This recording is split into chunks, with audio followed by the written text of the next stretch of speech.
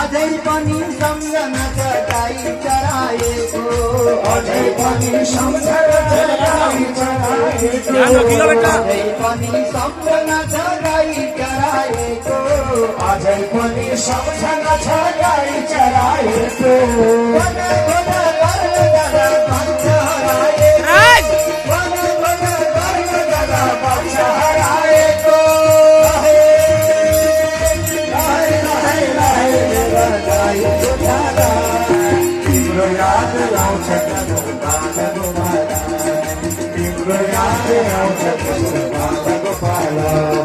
लहै लहै लहै मेरा गायका गोठाला लहै लहै लहै मेरा गायका गोठाला तिम्रो याद आउँछ कृष्ण तिम्रो याद आउँछ आज वृन्दावनको दिव्य राशि लाग्यो आरती या झाँकी भगवानको दिव्य दर्शन प्राप्त भएको छ। हातमाथि उठाएर आरतीपछि कोही नजानु होला, एकछिन बस्नु होला।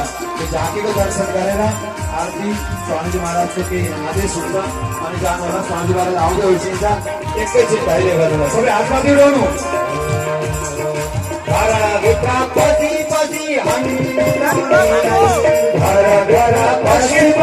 हड्डी फुटाउनेलाई सम्झी सम्झी रुन्छ मन नाउने लुटाउनेलाई लहै लहै लहै गायका गोठाला लहै लहै लहै मेरा गायका गोठाला तिम्रो याद आउँछ कृष्ण बाल गोपाला तिम्रो याद आउँछ कृष्ण बाल गोपाला।